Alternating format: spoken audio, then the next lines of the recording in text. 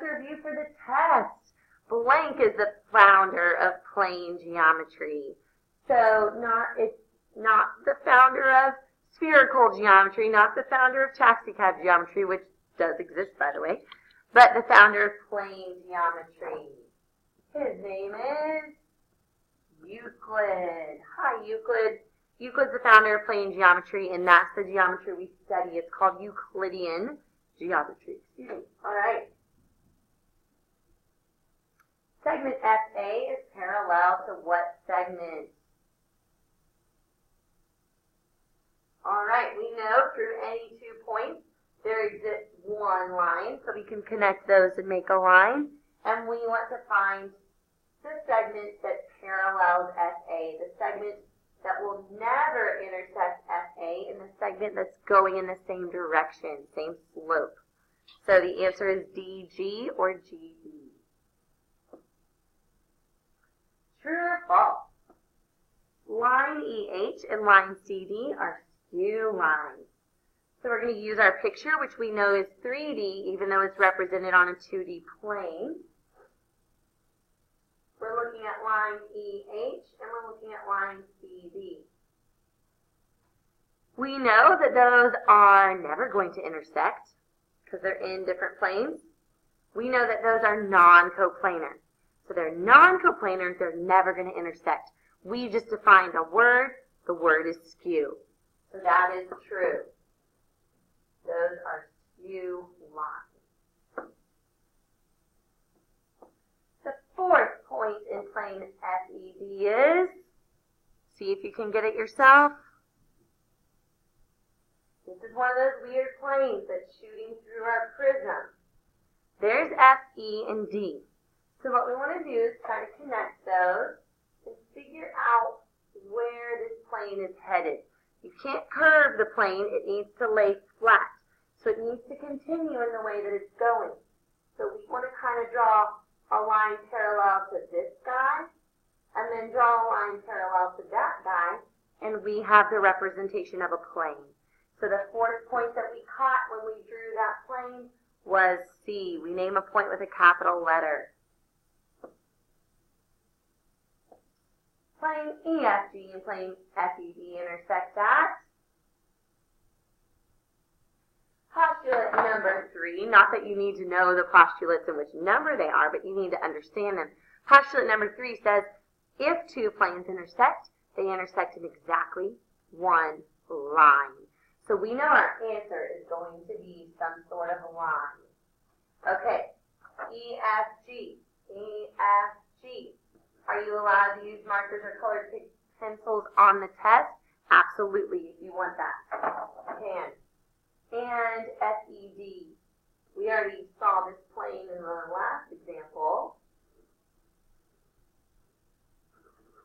So it's asking, where does the blue intersect the green?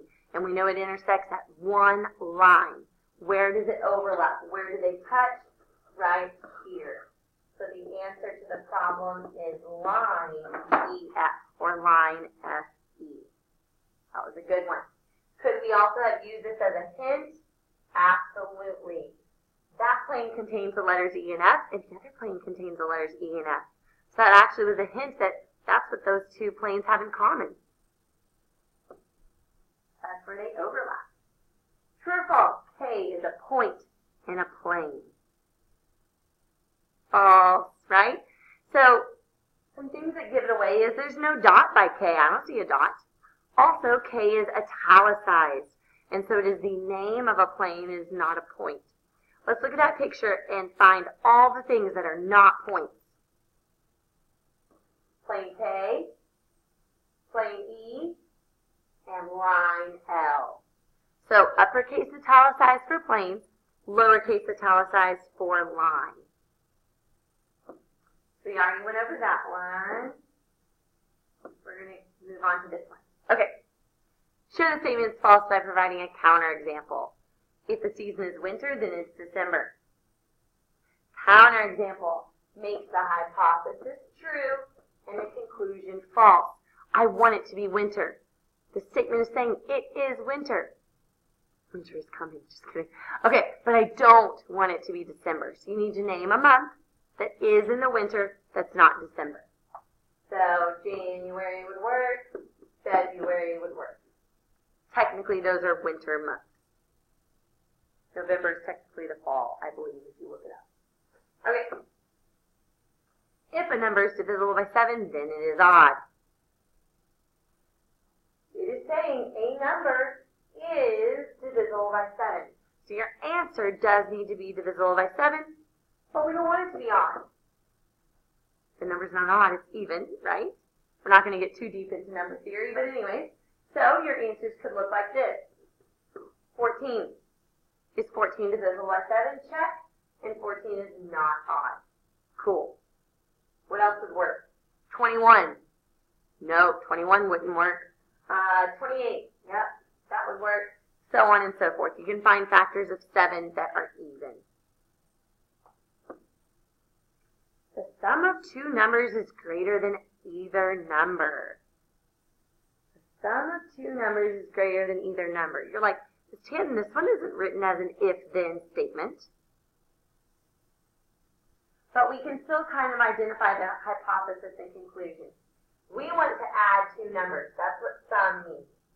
We want to add two numbers. But we don't want it to be greater. We don't want the sum to be greater than either number. I'll give you an example.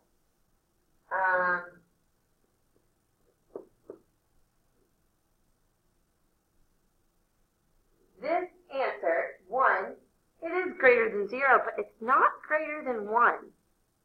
1 is not greater than one of the two things I was using. It's equal to, but it's not greater.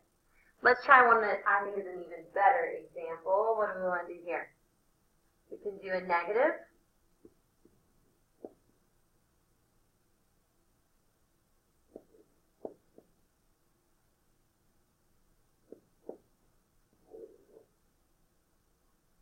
Is negative 5 greater than negative 3? Is negative 5 greater than negative 2? So we found a counterexample. Okay, the review answers are online. I'm going to work one problem from the review now. I'm going to work the very last problem, the construction. Alrighty, doing number 38 on the review sheet. Number 37, it says explain step by step how to construct a segment. So we're going to kind of be explaining that as I go over number 38. So you can put that into your own words. Construct a segment whose length is equal to j plus m minus k. So we're going to work on the j plus m part first. To construct a segment, the first thing you do is draw a ray. It's already drawn for us.